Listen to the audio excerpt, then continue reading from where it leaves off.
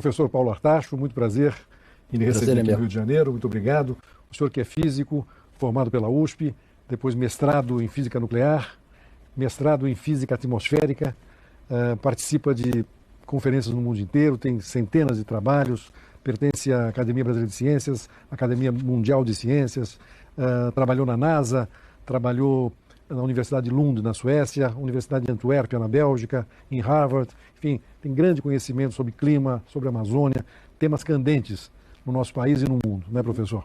Professor, qual é a importância da ciência nesse século da inteligência? Olha, século da inteligência, século da informação. Se você olhar o que todas as economias de sucesso no planeta hoje estão baseadas, elas estão baseadas em conhecimento científico.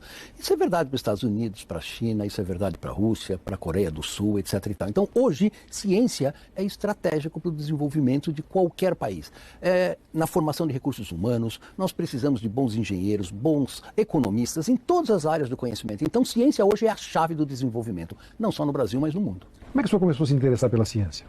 Veja, a ciência é sempre motivada pela curiosidade, né? Então sempre fui muito curioso, desde criança, em tentar entender como as coisas funcionam, né? E daí você vai se desenvolvendo ao longo da sua formação, sempre tendo uma ampliação de visão que o estudo e o trabalho com a ciência permite de uma maneira muito interessante. Então é fascinante ser cientista e é fascinante trabalhar com ciência. Que conselho o senhor daria para um jovem que quer ser cientista hoje?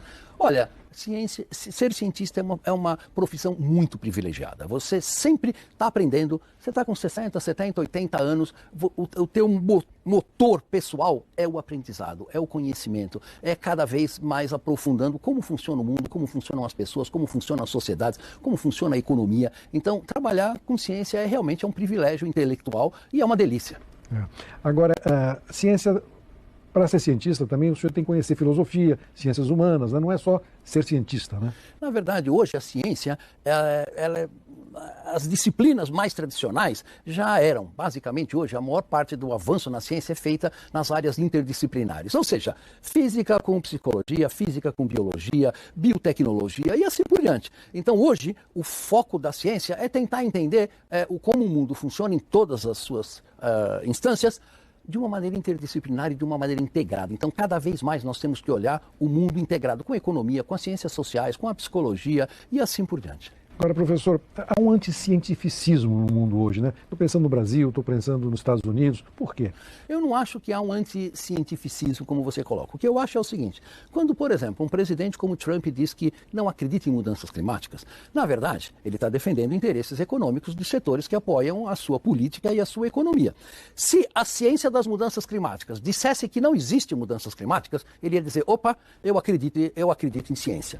A mesma coisa aqui no Brasil, quer dizer, quando você diz, por exemplo, o desmatamento, se a ciência mostra que o desmatamento no Brasil está ocorrendo e ele é sério, né? E o governo se antepõe a isso, quer dizer, basicamente, se a ciência dissesse, não, o desmatamento da Amazônia acabou, ok, deixaria de ser um problema científico. Então, na verdade, é mais uma manipulação da ciência para os seus objetivos religiosos, econômicos, sociais e assim por diante, do que propriamente um negacionismo da ciência. Então, nós temos que usar a ciência de uma maneira muito mais neutra, digamos assim, do que para atender os seus próprios interesses religiosos, econômicos, ou seja lá o que for. O senhor acha que a questão ideológica atrapalha muito isso? Não há a menor dúvida de que a questão ideológica está no cerne da questão de distorcer o conhecimento científico para você tentar fazer a ciência atender aos seus interesses pessoais. Então, a questão da ideologia, que é uma questão, na verdade, relativamente recente, do ponto de vista da escala de distorcer a verdade, começou nos Estados Unidos, agora isso também está atingindo o Brasil, e isto é muito, muito ruim para a estrutura social da gente, porque a ciência, se você tem políticas públicas que não são baseadas em ciência sólida, a chance dessas políticas públicas fracassarem é muito grande. Então a ciência é essencial no mundo hoje dominado pelo conhecimento. Agora, como é que o senhor acha que nós devemos aproximar a ciência da população? Veja, essa é uma questão muito complicada. Na verdade, nós estamos observando, né, um distanciamento recente da ciência em relação à população em geral. Quer dizer, mas isso não acontece em todos os países do mundo, né? Na Suécia, por exemplo, você pega um jornal e você vê os temas científicos sendo tratados de uma maneira corriqueira, no dia a dia da sociedade. Aqui no Brasil, por causa da desigualdade social, é muito mais difícil para a população em geral e para a população de baixa renda em particular acompanhar os avanços científicos, porque, na verdade, verdade, a sociedade é extremamente estratificada, né? E isso atrapalha muito a comunicação da ciência. Mas a universidade acordou para essa questão e você vê muitas iniciativas, jornalistas científicos especializados em fazer a ciência chegar ao povo mesmo, e isto é um fenômeno recente no Brasil e eu acho que está tendo um sucesso bastante bom. Agora, o senhor estuda a Amazônia desde os anos 70, conhece profundamente, né? A Amazônia é o pulmão do mundo mesmo. A Amazônia está sofrendo essa destruição toda que aconteceu agora, principalmente nas últimas semanas, quando o INPE mostrou esses novos dados? Veja, a Amazônia não é o pulmão do mundo. A Amazônia é um ecossistema absolutamente estratégico para a manutenção do clima do planeta, né? Isso é muito claro hoje, né? Então, a Amazônia, na época da década de 80, por exemplo, o Brasil desmatava 28 mil quilômetros quadrados de floresta por ano e, através de políticas públicas consistentes, esse desmatamento caiu para 4 mil quilômetros quadrados em 2012 e 2013. Infelizmente, ao longo dos últimos 4 ou 5 anos, este desmatamento aumentou e hoje já está em torno de 8 mil quilômetros quadrados por ano, que é uma área enorme do ponto de vista de perda de floresta. Toda vez que você desmata a floresta, você agrava o efeito estufa, você corta os serviços ambientais que esta própria floresta faz para o agronegócio em manter precipitação, em manter chuvas regulares na quantidade certa e assim por diante. Então o Brasil perde muito, a população brasileira perde muito com a destruição da Amazônia. A Amazônia é um riquíssimo patrimônio brasileiro que deve ser preservado para gerações futuras e a pior coisa que a gente pode fazer é derrubar essa floresta, queimar, transformar em gás de efeito estufa para o benefício de muito poucas pessoas, né, grandes proprietários de terra que, na verdade, fazem um processo agropecuário muito pouco eficiente na região amazônica. Agora, como preservar e, ao mesmo tempo, usar a floresta? Vários exemplos mostram que isso é possível. O Fundo Amazônia, administrado pelo BNDES, fez vários exemplos de muito sucesso, né, de exploração sustentável da floresta. A questão é que a Amazônia é muito grande e ela não é homogênea, né? Estratégias que possam funcionar no Pará não é a mesma estratégia que pode funcionar no Amazonas, no Acre ou em Roraima. Então você tem que desenvolver técnicas específicas de sustentabilidade do uso da floresta para cada uma dessas regiões. E o Fundo Amazônia foi extremamente importante ao longo dos últimos 4 ou 5 anos, financiando projetos de sustentabilidade da Amazônia e funciona. Se acabar com ele é um absurdo, né? Acabar com o Fundo Amazônia, na verdade, é dar um tiro no pé, né? Porque é o principal instrumento onde políticas públicas sustentáveis para a região amazônica estavam sendo desenvolvidas. Agora, a questão climática, ela é tudo isso que nós lemos e vemos ou há um certo exagero dos cientistas? Na verdade, eu diria até que ela é um pouco pior do que nós lemos e do que nós vemos. Cientistas, em geral, têm uma tendência muito conservadora, né?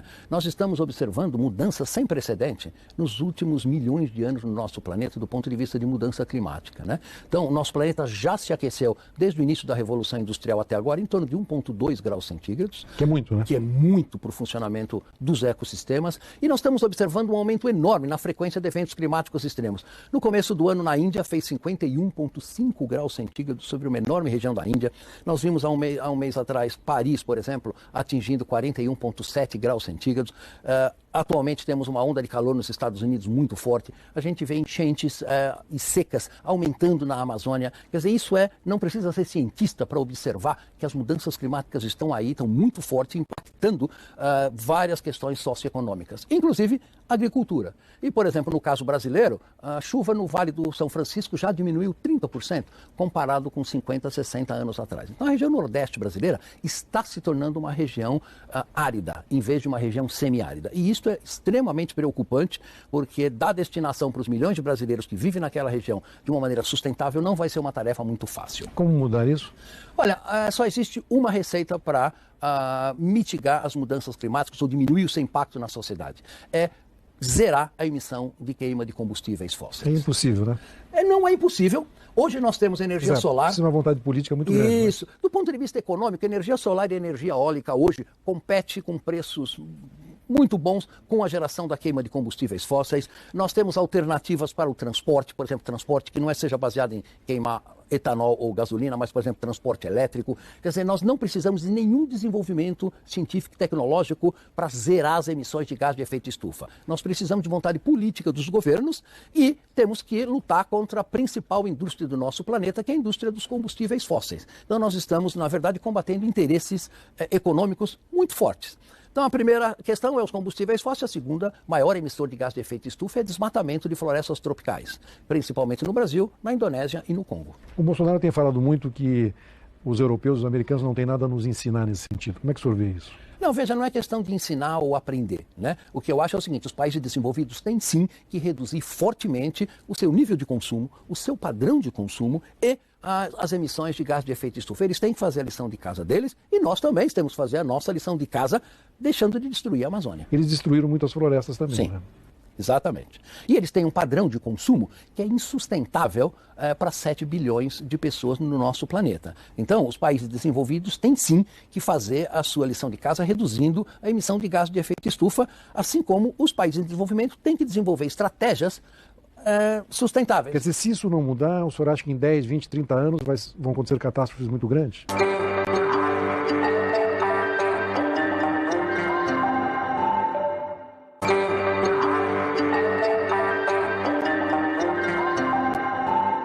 Quer dizer, se isso não mudar, o senhor acha que em 10, 20, 30 anos vão acontecer catástrofes muito grandes? Veja, eu não usaria a palavra catástrofe, né? Mas não há a menor dúvida de que nós teremos um sistema climático muito menos amigável do que o que nós temos hoje. Então, a frequência dessas ondas de calor vai aumentar, nós vamos alterar a chuva, principalmente na região onde o Brasil produz alimentos, né, no centro-oeste brasileiro. Nós vamos ter problemas com o Nordeste, nós vamos ter problemas com o aumento do nível do mar nas nossas áreas costeiras. São questões prementes que o Brasil precisa ter planos adequados de adaptação às mudanças climáticas e nós estamos muito despreparados para isso.